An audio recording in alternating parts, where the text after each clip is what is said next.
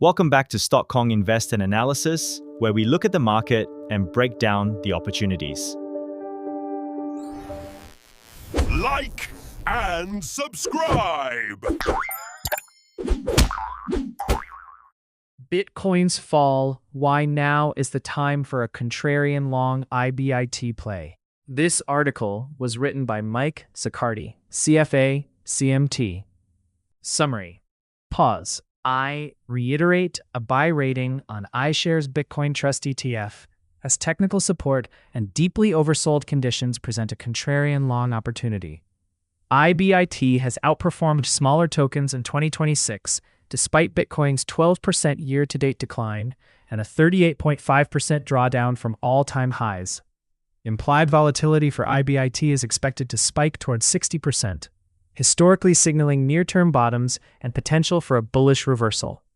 Seasonality favors IBIT from February through Q2, and current bearish sentiment mirrors past setups that preceded strong rallies.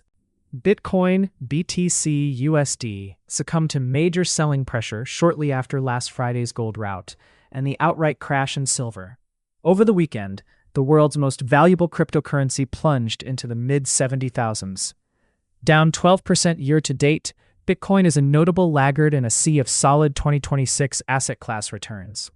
I'll get into price action on the iShares Bitcoin Trust ETF, IBIT, in just a moment, but it often helps to frame crypto's size relative to the global investable universe.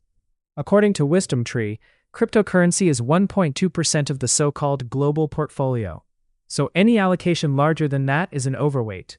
Remarkably, as of mid-January, gold commanded a 12% share valued at more than $30 trillion. Today, amid significant crypto volatility, I'm revisiting IBIT. I had a buy rating back in November. Shares were precisely unchanged since my previous analysis as of last Friday's close. But Bitcoin itself is now down more than 5% since right before Thanksgiving. Following my Q4 assessment, IBIT jumped to the mid-50s. The $77,000 downside support spot I noted is not right in play. With support near, I reiterate a buy rating. Crypto's weighting in the global market portfolio is near 1%. According to the issuer, IBIT enables investors to get exposure to Bitcoin through the convenience of an exchange-traded product, helping remove the operational, tax, and custody complexities of holding Bitcoin directly.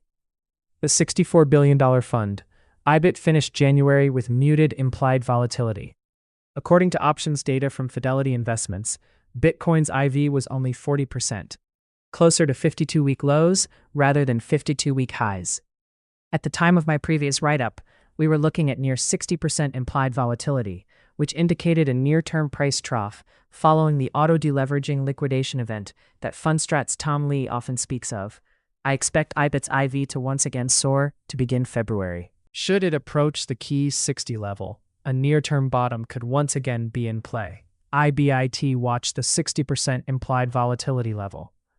It has already been a horrific year for those overweight crypto. IBIT has actually outperformed smaller tokens thus far in 2026. Augur Infinity noted that Bitcoin and Ether stood out in a bad way through Saturday's close. The former was minus 10% for the year's first month, while the latter was minus 17%. Crypto worst among asset classes areas year-to-date.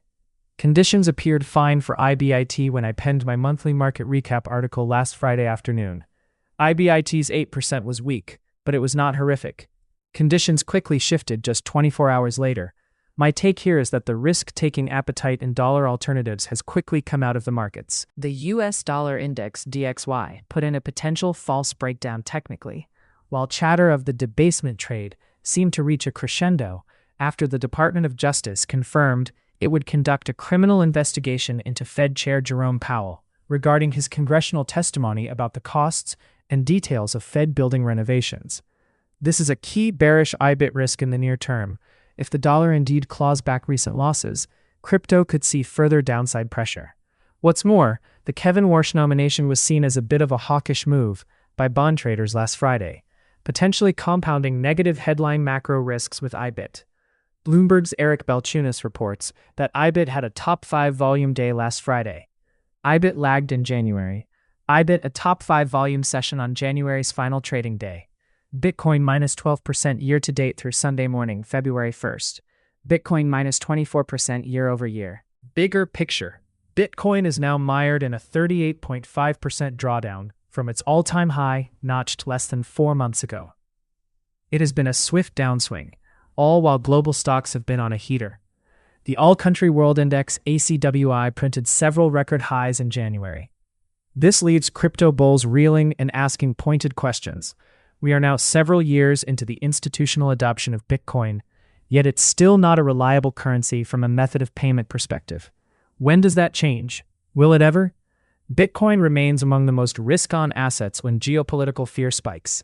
We commonly see sharp drawdowns, often followed by snapbacks. Will it ever be seen as a flight to safety play? Crypto has not performed well since inflation began to surge some 4 years ago. The hodlers proclaimed that it was an inflation fighter, but there is little evidence to back that up in terms of price action. If we see global inflation resurface in the back half of the roaring 2020s, does this attribute reverse? Bitcoin and Ether drawdowns are now significant. Technically speaking, Bitcoin has now retraced almost half of the late 2022 to October 2025 rally. Notice in the chart below that the cryptocurrency is now very close to its range highs from 2 years ago. Moreover, the March-April 2025 lows are being tested and potentially violated as we head into the middle stretch of Q1 2026.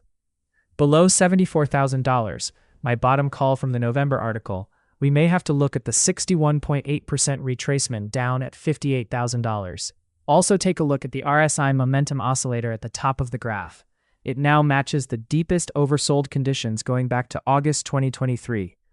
Bitcoin monitoring $58,000 as Fibonacci support. Nearer term, Bitcoin's November-January rally paused at the key 38.2% Fibonacci retracement of the October-November decline. So, it did everything right technically, as far as the IBIT bears were concerned.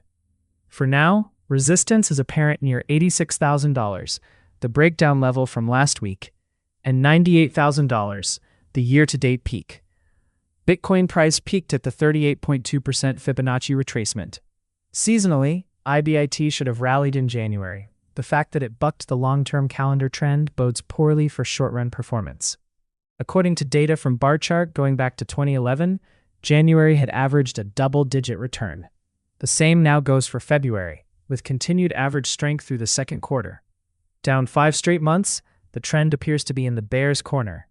But the last time we saw a monthly string of losses like this, 2018 into 2019, a strong bullish reversal occurred after the 6th down month. Bitcoin bullish February-July trends. The bottom line, I have a buy rating on IBIT.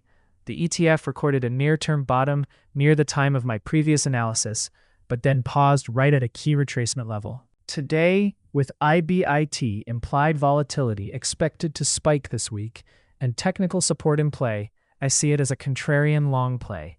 The chart shows deeply oversold conditions, while historically, seasonality is actually strong. Hey viewers, like and subscribe to our channel. We'll keep bringing you more insightful stock analysis. It's going to be wild.